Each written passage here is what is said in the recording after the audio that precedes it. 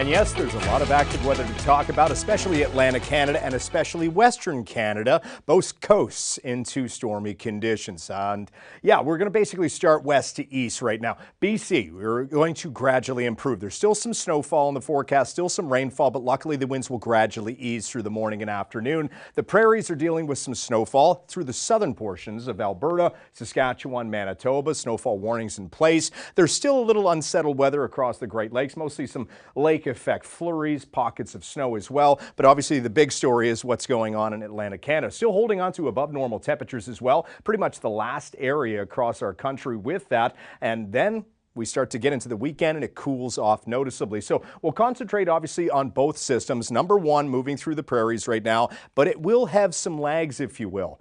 Yes, this is our main story across Atlantic Canada due to its nature of rain, freezing rain, ice pellets, and snow, and just driven by the history it had across Ontario as well as Quebec. But we'll concentrate on the western system, and here's why. Obviously, it's going to be impactful across Alberta, and BC, once again, will be gradually improving. But look what happens. It's literally a cross-country low. It dives in through the Great Lakes as we get through Friday, lifts up the St. Lawrence, and replaces the storm that they're currently encountering across Atlantic Canada. The difference is there's no freezing rain and ice pellets. Here's a look at the weather conditions expected for Thursday afternoon. Obviously seasonably mild, 10 degrees in Halifax, 13 through Moncton, and generally above normal temperatures across the whole region. We just have to get there first. And here's what we're looking at. We're looking at primarily rainfall across Nova Scotia, southern New Brunswick, and Prince Edward Island. Freezing rain, ice pellets, and snow. Gusty winds as well. Not necessarily looking at anything overly dramatic, but enough, especially across Newfoundland as well.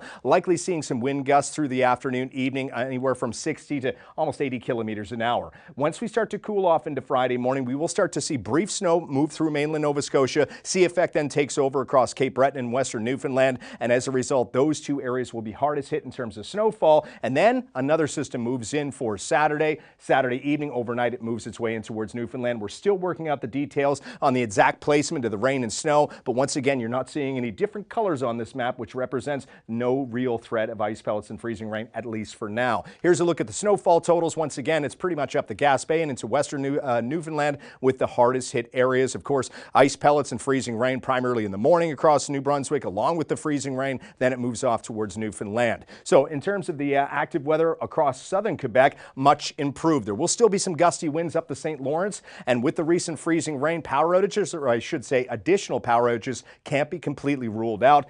Temperatures for the most part across the Great Lakes will be generally seasonably cool. Once again, the active weather will be up the St. Lawrence, freezing rain, gusty winds. That will exit before the noon hour in most areas. And then we're looking at relatively quiet conditions. There will be some lake effect flurries from time to time through the afternoon, then a lull, then the next system moves in, primarily snow and rain along with gusty winds. And this is really the big story for this particular storm. And then we get into Saturday evening, Saturday night, and then Sunday, the next system works its way in. Here's a look at the snowfall totals we're expecting through Friday, enhanced off of Lake Huron and Georgian Bay as well. In terms of the prairies, once again, active for the most part, and we're seeing snowfall. Southern Alberta, southern Saskatchewan, that will begin to spread eastward. It looks like it might clip Winnipeg and Brandon. Southern Manitoba will get it through the late afternoon, the evening before it clears out. And yes, there's still some residual pockets of snowfall out there, but for the most part, it's Friday and Friday night that we start to see that snowfall. It's really centered across south and southwestern Saskatchewan and in towards Alberta.